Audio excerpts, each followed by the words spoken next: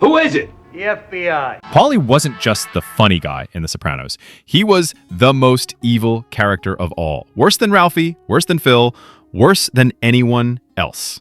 Paulie Gualtieri is living proof that evil doesn't always come cloaked in grandeur or tragedy. Then I tied my shoes. So what? I can't stand touching f***ing shoelaces. Sometimes it waddles into the room in track pants, muttering about shoelaces dragging through urine, and proceeds to ruin everyone's day.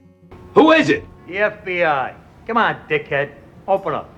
In The Sopranos, Paulie was not simply a bad man who occasionally stumbled into comic relief. He was a pettiness machine with a pulse, a one-man demonstration of how malice, insecurity, and narcissism can be weaponized into a personality. Your average man's shithouse is a fucking sewer. Yes, Tony Sirico played him with brilliance, but the character himself, a sewer rat in human form. Others in the crew, Tony, Silvio, even Christopher, had flashes of depth or fleeting sparks of decency. Paulie had none. He was the only character for whom redeeming quality was a punchline. And I'll tell you something else. I'm done with Nochi. He terrorized everyone he met. Family, friends, strangers, women at a senior center. Did your mom tell you I saw her over at Green Grove? Even his own mother's circle of bridge partners. Not that I don't appreciate it, but I could have used the boost when I was gone, too. He spread misery like secondhand smoke and then had the audacity to pout when people didn't adore him for it. The remote on docking station. What? Universal remote. Consider the infamous Pine Barrens fiasco. Christopher, hardly a saint, at least approached the Russian job with the straightforward aim of getting in, collecting money, and leaving. Paulie, he smashed Valerie's remote for no reason other than to flex authority. That shrug, Paulie, from Chris, said it all. When Christopher Moltisanti becomes the voice of reason, you've officially lost the moral compass lottery.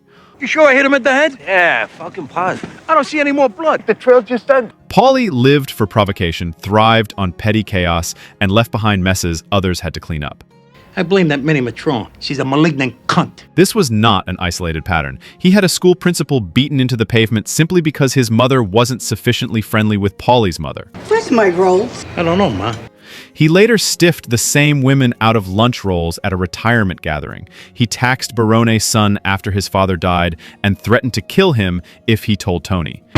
You were always a little bastard! Shut up. He smothered an elderly woman to death for money in one of the show's most disturbing late-game twists. Not much of a send-off here. The room is beautiful, Paulie. And yet, when his own mother's funeral drew a lackluster turnout, Paulie acted bewildered that the world didn't drop everything to mourn her. Delusion, thy name is Gualtieri. In the contract. Fuck the contract. Tony's given years of his life to that company. The contradiction was staggering. Paulie was intentionally cruel, perpetually antagonistic, but still expected warmth, respect, even love. He's cut from the same cloth as Junior and Livia, characters who thrived on hostility and manipulation, then whined about loneliness when the inevitable isolation arrived. Watching Paulie sulk about social slights was like listening to a lifelong arsonist complain about smoke damage. He killed 16 Czechoslovakians. Guy was an interior decorator. And yet, he was funny, painfully funny. His malapropisms, his cranky rants, his awkward attempts at sophistication, Sirico milked every line with comic precision. That's what makes Paulie so insidiously effective as a character. He's deplorable, often monstrous, but impossible not to laugh at. Ralphie's depravity and Phil's venom evoke disgust. Paulie's antics invite reluctant laughter, even as he does something heinous. Comedy became his camouflage, softening what should otherwise have made him universally loathed. That'd be Paulie told Johnny. You think so? He hates my success. But peel away the jokes, and Paulie stands as the show's most evil character. Unlike Tony, who occasionally wrestled with conscience, or Christopher, whose demons gave him flashes of pathos, Paulie was nothing but insecurity wrapped in sadism. His loyalty was a joke. He undercut Tony to Johnny's sack, spread gossip like a tabloid columnist, You wouldn't believe the week I've had. and made every interaction about reminding others he was a man to be feared. First off, it's not a right. Thank God. His only consistent value was refusing to cooperate with law enforcement, which, frankly, is a low bar for moral integrity. Even his survival feels like a cruel joke. By all narrative logic, Paulie should have been whacked 10 times over. Johnny talked to you about me, right? Johnny who? Sack? Talk to me about what? He betrayed allies, tested Tony's patience endlessly, picked fights without cause, and committed acts of unpardonable cruelty. And yet he outlived Christopher, Ralphie, Adriana, even Bobby. Evil, apparently, is durable. He made it to the finish line, clutching his title as the God Emperor of scumbags, proving that in the world of The Sopranos, cockroaches really do outlast everyone. Part of what makes Paulie sting is his realism. Strip away the HBO polish, and he isn't the mythic strategist like Tony, or the tortured artist criminal like Christopher.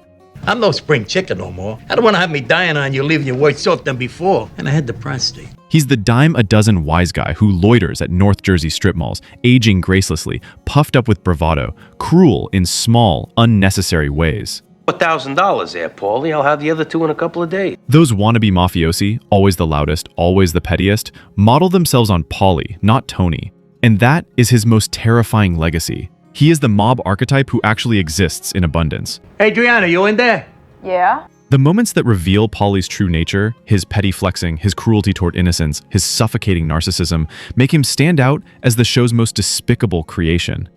And yet, it's impossible to deny that Sirico's performance elevated him into one of the most unforgettable. The actor deserves every flower, even if the character deserves none. Paulie managed to be both the funniest and the most revolting man on screen, the lowest of the low, dressed in comic gold.